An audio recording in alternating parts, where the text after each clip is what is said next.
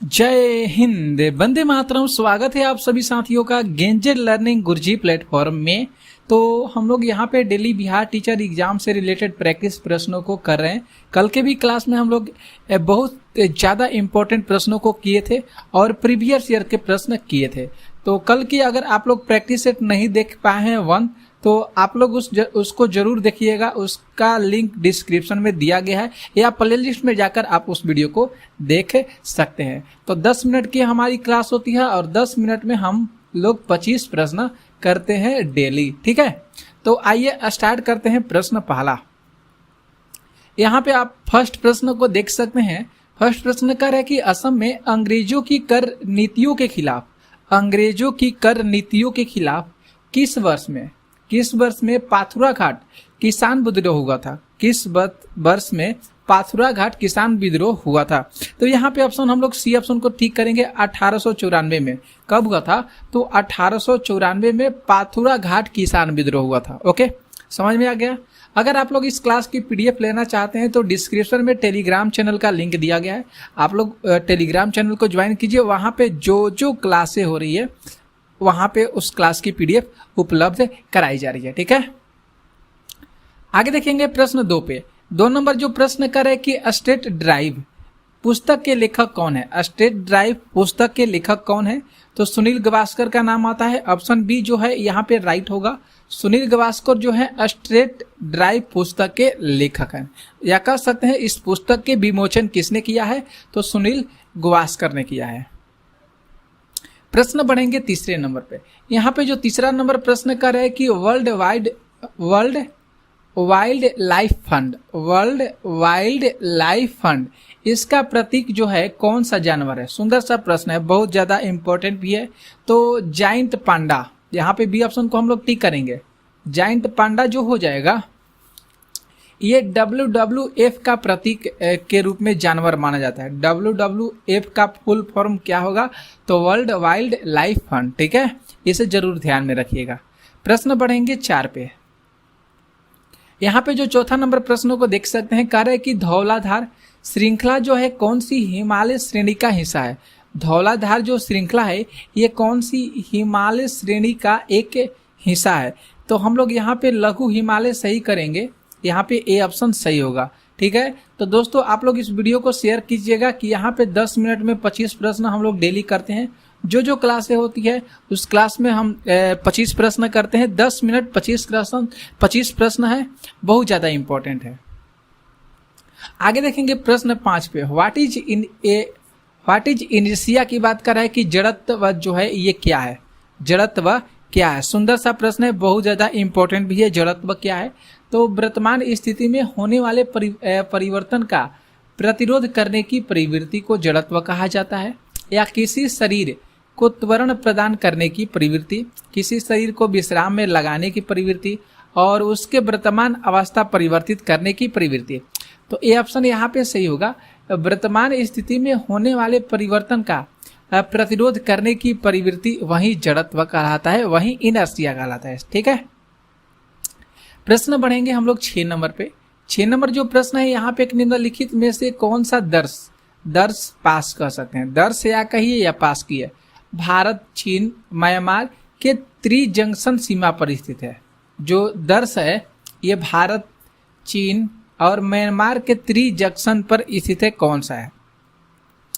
तो दिम्पू याद कीजिएगा। यहाँ पे जो सी ऑप्शन हो रहा है ये सही हो रहा है, दिम्पू। ओके, प्रश्न बढ़ेंगे हम लोग अगले नंबर प्रश्न पे आएंगे 7 नंबर पे। 7 प्रश्न है कि अभ्यास स्लिनेक्स का 9वां संस्करण 7 मार्च 2022 को भारत और किस देश के बीच शुरू हुआ था? सुंदर सा प्रश्न है ये। तो श्रीलंका के बीच शुरू हुआ था। किसके बीच शुरू हुआ था? तो श्रीलंका के बीच जो है अभ्यास स्लिनेक्स जो है ये जो 9वां संस्करण था ये शुरू हुआ था 7 मार्च 2022 को। कौन कौन सा देश है? तो भारत हो जाएगा और श्रीलंका हो जाएगा। यहाँ पे प्रश्न 8 पे देखेंगे। प्रश्न 8 है कि संविधान के आर्टिकल मतलब अनुच्छेद 25 के अनुसार धर्म स्वातंत्र्य का अधिकार किसके अधीन नहीं है? धर्म जो स्वतंत्र है इसका अधिकार किसके अधीन नहीं है? तो डी ऑप्शन सही करेंगे, मानववाद के अधीन नहीं है। किसके अधीन नहीं है? तो मानववाद के अधीन नहीं है। डी ऑप्शन यहाँ पे राइट हो रहा है। यहाँ पे प्रश्न 9 है, यहाँ पे देख लीजिए टाइप करने में मिस्टेक हो गया है, तो विश्व होगा। विश्व ओजोन दिवस कब मनाया जाता है? तो विश्व ओजोन दिवस 16 सितंबर को मनाया जाता है। विश्व ओजोन दिवस कब मनाया जाता है? तो विश्व ओजोन दिवस 16 सितंबर को मनाया जाता है। प्रश्न बढ़ेंगे 10 पे। 10 नंबर जो प्रश्न है कि 1857 के विद्रोह के दौरान बहादुर शाह ने किसे साहब ए आलम, बहादुर शाह ने किसे साहब ए आलम बहादुर का खिताब दिया था? साहब ए आलम बहादुर का खिताब दिया था, तो बख्त खान को दिया था। किसको दिया था? तो बख्त खान को दिए थे। अगला जो प्रश्न देखेंगे 11 नंबर प्रश्न कह रहा है कि आनुवांशिक रूप से समान व्यक्तियों के बीच प्रत्यारोपण को क्या कहते हैं? आनुवांशिक रूप से समान व्यक्तियों के बीच प्रत्यारोपण को क्या कहा जाता है? तो आइसोग्राफ्ट कहा जाता है। उसको क्या कहा जाता है? उस प्रत्यारोपण को, तो उस प्रत्यारोपण को आइसोग्राफ्ट कहा जाता है। तो जितने भी साथी जुड़ेंगे देखेंगे इस वीडियो को, तो आप लोग से निवेदन है कि आप लोग इस ग्रुप को जो चैनल है इसको सपोर्ट कीजिएगा, और आपके पास जो भी ग्रुप होंगे उसमें इस वीडियो को शेयर जरूर कर दीजिएगा। आपकी तैयारी बहुत अच्छे तरीका से इस चैनल के माध्यम से हो जाएगी। प्रश्न यहाँ पे 12 देखेंगे, कह रहा है कि निम्नलिखित पर विचार कीजिए। प्रकाश संश्लेषण, श्वसन, ज्वालामुखी क्रियाएं और जैव पदार्थ का अपक्षय। यहाँ पे कह रहे हैं कि कार्बन चक्र में कार्बन डाइऑक्साइड में जोड़ती है। इसमें से कौन सी जो क्रिया है पृथ्वी के कार्बन चक्र में कार्बन डाइऑक्साइड से जोड़ती है? तो यहाँ पे देखेंगे जो श्वसन हो जाएगा, इसके बाद ज्वालामुखी और जैव पदार्थों का अपक्षय। 2, 3, 4 यहाँ पे तीसरा कर लीजिएगा, यहाँ पे चौथा कर लीजिएगा। तो 2, 3, 4 ऑप्शन जहां भी दिखाई देगा ये सही हो जाएगा। हम लोग सी ऑप्शन को क्या करेंगे? यहाँ पे सही करेंगे। ठीक है, प्रश्न बढ़ेंगे आगे। अगला जो प्रश्न देखिए कह रहा है कि वे वस्तुएं जिनकी कीमत कहते हैं बढ़ने पर खपत बढ़ जाती है। मतलब वे वस्तुओं जिनकी कीमत बढ़ने पर खपत बढ़ जाती है, डैश की कीमत होती है। तो यहाँ पे ऑप्शन जो डी हो जाएगा, गिफिन वस्तुएं, ये बिल्कुल सही होगा। कौन सी वस्तुएं हो जाएगा? तो गिफिन वस्तुएं हो जाएगी। ठीक है, प्रश्न बढ़ेंगे हम लोग आगे न। अगला जो प्रश्न होगा यहाँ पे जो 14 प्रश्न है देखिए, कह रहे हैं कि चिकित्सा के क्षेत्र में पहला नोबेल पुरस्कार 1901 में टीके की खोज के लिए दिया गया था। 1901 में टीके की खोज के लिए दिया गया था नोबेल पुरस्कार। तो डिप्थीरिया, यहाँ पे राइट आंसर कौन सा होगा दोस्तों? तो यहाँ पे राइट आंसर ए हो जाएगा, डिप्थीरिया हो जाएगा। 15 प्रश्न देखिए कह रहा है कि हाल ही में हिलाल ए पाकिस्तान पुरस्कार से किसे सम्मानित किया गया है? तो सम्मानित किया गया है बिल गेट्स को सम्मानित किया गया है। किसको सम्मानित किया गया है? तो बिल गेट्स को सम्मानित किया गया है। 16 प्रश्न है कि निम्न में से कौन सा लक्षद्वीप समूह का दक्षिणतम भाग है? लक्षद्वीप समूह का दक्षिणतम भाग इसमें से कौन सा है? तो मिनिकॉय हो जाएगा। मिनिकॉय जो है ये लक्षद्वीप समूह का दक्षिणतम भाग है। ठीक है, यहाँ पे डी ऑप्शन सही हो रहा है। 17 ध्यान से देखिएगा, प्रश्न बहुत ज्यादा इंपॉर्टेंट है। भारत के संविधान के विचार कीजिए और इसमें से संबंधित जो कथन है उस पर ध्यान देना है। मूल अधिकार, मूल कर्तव्य, राज्य के नीति निर्देशक तत्व है। और यहाँ पे करें कि भारत सरकार द्वारा आरंभ किए गए राष्ट्रीय सामाजिक सहायता कार्यक्रम में भारत के संविधान के लिए उपयुक्त उपबंधों में से कौन सा पूरे हैं? यहाँ पे हमको देखना है, ध्यान से देखना है कौन सा ऑप्शन सही हो रहा है। ठीक है, तो यहाँ पे अगर हम लोग देखेंगे तो ऑप्शन जो हो रहा है यहाँ पे दोस्तों सही होगा, केवल बी ऑप्शन यहाँ पे सही हो रहा है। केवल तीसरा जो है राज्य के नीति निर्देशक तत्व जो भारत सरकार के आरंभ किए गए सामाजिक सहायता के लिए है, ये यहाँ पे ऑप्शन जो तीसरा है दोस्तों ये सही हो रहा है। ठीक है, तीसरा ऑप्शन यहाँ पे सही हो रहा है। आगे देखेंगे प्रश्न हम लोग बढ़ेंगे 18 पे। 18 प्रश्न है निम्नलिखित में से कौन सा अधिक कार्य कर सकता है? अधिक कार्य कर सकता है कौन सा? तो एक चली हुई गोली जो है ये अधिक कार्य कर सकता है। प्रश्न बढ़ेंगे 19 नंबर पे। 19 प्रश्न है कि राष्ट्रीय कांग्रेस कार्यकारी समिति ने भारत छोड़ो नामक आंदोलन का अनुमोदन कहाँ पे किए थे? कहाँ पे? तो मुंबई में किए थे। कहाँ पे? तो मुंबई में किए थे। प्रश्न बढ़ेंगे 20 कह रहा है कि निम्नलिखित में से कौन सा अष्टक नियम के अपवाद को दर्शाता है? तो वह दर्शाता है बोरॉन। कौन दर्शाता है? बोरॉन जो है ये अष्टक नियम के अपवाद को इसमें से दर्शाता है। प्रश्न बढ़ेंगे 21 पे। 21 प्रश्न है कि मैग्नेटिक मेरिडियन क्या है? मैग्नेटिक मेरिडियन क्या है? तो ये जो है पृथ्वी के मैग्नेटिक उत्तर और मैग्नेटिक दक्षिण से गुजरने वाली क्षेत्र है। पृथ्वी के मैग्नेटिक उत्तर और मैग्नेटिक दक्षिण से गुजरने वाली क्षेत्र है मैग्नेटिक मेरिडियन। ठीक है। प्रश्न 21 है कि हाल ही में IIT रुड़की के द्वारा किसान मोबाइल ऐप किस राज्य में लॉन्च किया गया है? तो किस राज्य में लॉन्च किया गया है? तो गुजरात में लॉन्च किया गया। किस में? तो गुजरात में लॉन्च किया गया है। अगला प्रश्न देखिए, यहाँ पे जो 22 नंबर प्रश्न है, थोड़ा सा साथियों यहाँ पे रुक जाइए। देखिए यहाँ पे 21 नंबर 2 है, तो यहाँ पे ये 22 नंबर प्रश्न कर लीजिएगा, 22 हो जाएगा। यहाँ पे उत्तराखंड सही कीजिएगा, यहाँ पे C ऑप्शन होगा, D ऑप्शन नहीं होगा, गलत हो जाएगा। यहाँ पे जो किसान मोबाइल ऐप जो लॉन्च किया गया है उत्तराखंड में लॉन्च किया गया। ठीक है, 22 नंबर का। यहाँ पे 23 नंबर प्रश्न है। 23 नंबर प्रश्न है कि UNA के उस प्रमुख अंग की पहचान करें जो 1994 में निलंबित हो गया था। तो वह था न्यायशीता परिषद।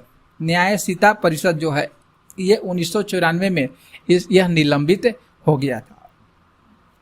अगला प्रश्न है यहाँ पे है 24। ये जो प्रश्न है 24 प्रश्न है कि लुजान की संधि वर्ष 1923 में किन दो देशों के बीच हुई थी? लुजान की संधि तो ये जो है तुर्की और यूनान के बीच हुई थी। किसके बीच? तुर्की और यूनान के बीच। अगर आप प्रश्न देखेंगे हम लोग 25 है कि एशियाटिक बब्बर शेर का निवास कहाँ है? तो एशियाटिक बब्बर शेर का निवास गिर वन में है। कहाँ पे है? गिर वन है। और एक लास्ट प्रश्न है 26 प्रश्न है कि चंद्रमा की सतह पर चलने वाला मानव चलित वाहन कौन सा है? तो वह हो जाएगा लूनार रोवर। ठीक है, तो 10 मिनट में हम लोग आज की क्लास में 26 प्रश्न किए। कैसा लगा वीडियो जरूर कमेंट करके बताइएगा, लाइक कीजिएगा इस वीडियो को, शेयर भी जरूर कर दीजिएगा। जय हिंद, वंदे मातरम। स्वागत है आप सभी साथियों का गेंजेट लर्निंग गुरुजी प्लेटफॉर्म में। तो आपके लिए आज की जो प्रश्न लिए हैं वह प्रीवियस ईयर के प्रश्न लेकर हाजिर हुए हैं। और बिहार टीचर एग्जाम के जो भी अभ्यर्थी तैयारी कर रहे हैं और अभी जस्ट एग्जाम होगा 27 तारीख से, उनके लिए ये जो प्रश्न होंगे बहुत ज़्यादा इंपॉर्टेंट होंगे, उनके लिए बहुत ज़्यादा हेल्पफुल साबित होंगे, क्योंकि ये प्रीवियस ईयर के प्रश्न सोशल साइंस के प्रश्न होंगे। क्लास की PDF लेना चाहते हैं, पढ़ना चाहते हैं, तो डिस्क्रिप्शन में टेलीग्राम चैनल का लिंक दिया गया है, आप लोग डाउनलोड कीजिए, वहाँ से सारी इन्फॉर्मेशन, सारी PDF लीजिए और पढ़ाई कीजिए। ठीक है, कुछ ही दिन बाकी है, तो इसलिए आप लोग इस समय प्रैक्टिस बहुत ज़्यादा जरूरी है। यहाँ पे देखेंगे हम लोग फर्स्ट प्रश्न पे।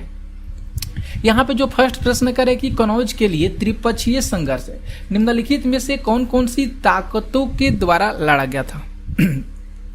तो देखेंगे तो दूसरा ऑप्शन सही होगा, गुज्जर, प्रतिहारों, राष्ट्रकूटों और पाल वंश के ताकतों के द्वारा इसको लड़ा गया था। ठीक है, इसमें जो त्रिपक्षीय जो संघर्ष रहा था, इसमें कनौज का गंगा व्यापार मार्ग स्थित होना और रेशम मार्ग से जुड़े होने के कारण ये ताकतों के द्वारा ये जो त्रिपक्षीय संघर्ष लड़ा गया था। गुज्जर, प्रतिहारों, राष्ट्रकूटों और पाल वंशों। ठीक है, आप लोग इस वीडियो को जितना हो सकेगा शेयर कर दीजिएगा, आप लोगों के पास जो भी ग्रुप होंगे।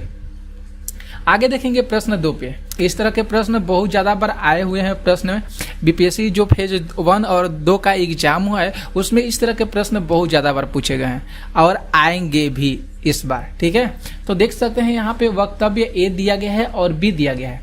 अब कह रहे हैं इस पर विचार करके हमको सही उत्तर का चयन करना है। वह स्टेटमेंट 1 और स्टेटमेंट 2 दिया गया है। और स्टेटमेंट 1 में कह रहे हैं कि महाजनपदों के शासक केवल किसानों से नियमित रूप से कर वसूलते थे। ठीक है, और जो स्टेटमेंट 2 कह रहा है कि औजार बनाने और कृषि में उन्नति ने अनाज की अधिक पैदावार को बढ़ाया। ठीक है, यहाँ पे 2 स्टेटमेंट दिए गए हैं। अब यहाँ पे नीचे हम लोग देखेंगे तो इस स्टेटमेंट के पढ़ने के बावजूद हम लोग को क्या ये दोनों स्टेटमेंट जो वक्तव्य दिए गए हैं ये क्या ये सही लग रहे हैं या गलत लग रहे हैं? तो हम लोग तीसरा ऑप्शन को टिक करेंगे, ए गलत लग रहा है और बी सही लग रहा है। क्यों गलत लग रहा है? क्यों? क्योंकि महाजनपदों के शासक केवल, यहाँ पे जो महाजनपदों के शासक केवल व्यापारियों तथा किसानों, यहाँ पे केवल देखिए यहाँ पे व्यापारियों होगा, व्यापारियों तथा किसानों, ये दोनों चीज होना चाहिए। व्यापारियों तथा किसानों से नियमित रूप से कर वसूलते थे, इसलिए ये जो वक्तव्य है ये गलत हो गया है। यहाँ पे व्यापारी और किसान दोनों आना चाहिए, तब जाकर ये सही होगा। और बी तो आप लोग को पता चल गया, बी ऑप्शन क्या है? सही है। ठीक है, कोई दिक्कत इसमें नहीं है। अब यहाँ पे थोड़ा सा महाजनपद के बारे में आप लोगों को बता देते हैं, ध्यान से सुनिएगा। जो 6ठी शताब्दी पूर्व में 16 महाजनपदों का उदय हुआ था। 6ठी शताब्दी पूर्व जो था उसमें 16 महाजनपदों का उदय हुआ था, जिसमें से मगध जो था वह सर्वाधिक शक्तिशाली जनपद के रूप में जाना जाता था। तो इसे ध्यान में रखिएगा, कुछ कुछ जो इम्पोर्टेंट पॉइंट नजर आएंगे मैं साथ ही साथ आप लोगों को बताते चलेंगे। तीसरा प्रश्न देखेंगे जो है कि अकबर के सर्वत्र शांति विचार का उदय हुआ क्योंकि अकबर के सर्वत्र शांति विचार का उदय हुआ क्यों उदय हुआ? क्यों? क्योंकि उसे विभिन्न धर्मों और उनके रीति रिवाजों में रुचि थी। ऑप्शन यहाँ पे ए देखेंगे, फर्स्ट जो ऑप्शन है ये सही हो रहा है, क्योंकि अकबर के जो सर्वत्र शांति विचार का उदय हुआ क्योंकि उसे विभिन्न धर्मों और उनके रीति रिवाजों में रुचि थी। ठीक है, और 1582 में, इस डेट को याद रखिएगा, 1582 ईस्वी में अकबर ने सभी धर्मों के लेकर तौहीद ए इलाही, आप लोग याद रखिएगा, तौहीद ए इलाही या दीन ए इलाही नामक धर्म की स्थापना किए थे। कब? तो 1582 ईस्वी में। इस डेट को याद रखिएगा। दीन ए इलाही किसके द्वारा दिया गया है? तो अकबर के द्वारा स्थापना किया गया है। ठीक है, प्रश्न बढ़ेंगे चौथा नंबर जो प्रश्न है कि मुगल साम्राज्य की स्थिरता का आधार क्या था? तो मुगल साम्राज्य की स्थिरता का आधार भूमिकर जो आय का मुख्य साधन था। ये ऑप्शन देखेंगे, तीसरा ऑप्शन ये सही हो रहा है। ठीक है, आगे बढ़ेंगे प्रश्न 5 पे। यहाँ पे जो 5 नंबर प्रश्न है कि तुलसीदास की रामचरितमानस भाषा जो है लिखी गई थी। तो यहाँ पे देखेंगे तुलसीदास की रामचरितमानस हो जाएगा। ये जो रामचरितमानस जो है ये तुलसीदास के द्वारा लिखा गया है। कौन सी भाषा में इसको लिखा गया है? तो ऑप्शन हम लोग चौथा सही करेंगे, अवधी भाषा में लिखा गया है। कौन सी भाषा में लिखा गया है? अवधी भाषा में लिखा गया है। तुलसीदास की बात आया है तो तुलसीदास का जन्म कब हुआ था? तो तुलसीदास का जन्म राजापुरा में हुआ था। तुलसीदास का जन्म कहाँ हुआ था? तो राजापुर में हुआ था। कब हुआ था? तो 1532 ईस्वी में हुआ था दोस्तों। कब हुआ था? तो 1532 ईस्वी में हुआ था। ठीक है, इसे ध्यान में रखिएगा। तुलसीदास की रचना का भी बात करेंगे तो तुलसीदास की रचना है गीतावली, कवितावली, विनय पत्रिका, ये सारी जो है इनकी रचना है। प्रश्न बढ़ेंगे 6 पे। 6 नंबर जो प्रश्न यहाँ पे कर रहा है कि वे बौद्धों और जैनों के कटु आलोचक थे और शिव और विष्णु के प्रति सच्चे प्रेम को मुक्ति का मार्ग बताते थे। वह कौन थे? सुंदर सा प्रश्न है। तो नयनार और अलवार, ये ऑप्शन नंबर ए जो है यहाँ पे पहला दिया गया है ये सही होगा। नयनार और अलवार जो थे ये बौद्ध और जैनों के कटु आलोचक थे और शिव और विष्णु के प्रति सच्चे प्रेम के मुक्ति मार्ग बताते। अलवार जो थे ये 12 संत, अलवार ध्यान रखिएगा, अलवार जो थे ये 12 संतों का समूह था। अलवार 12 संतों का समूह था और जबकि जो नयनार था ये 63 संतों का समूह था। ये किसका था? 63 संतों का समूह था। ठीक है, तो इसे ध्यान में जरूर रखिएगा। इसका नयनार और अलवार जो थे इनका उदय जो है दक्षिण भारत के तमिलनाडु में हुआ है। कहाँ पे हुआ है? दक्षिण भारत के तमिलनाडु में हुआ है। 12 संत हैं अलवार और 63 संतों के समूह से नयनार बना है। ठीक है, प्रश्न बढ़ेंगे 7 पे। यहाँ पे जो 7 प्रश्न है कि गोंड जनजाति आज के समय में कौन से राज्यों में बहुसंख्या में फैली हुई है? मतलब सबसे ज्यादा कौन से राज्य में गोंड जनजाति पाई जाती है? तो हम लोग देखेंगे तो ऑप्शन यहाँ पे फर्स्ट सही होगा, छत्तीसगढ़, महाराष्ट्र और आंध्र प्रदेश।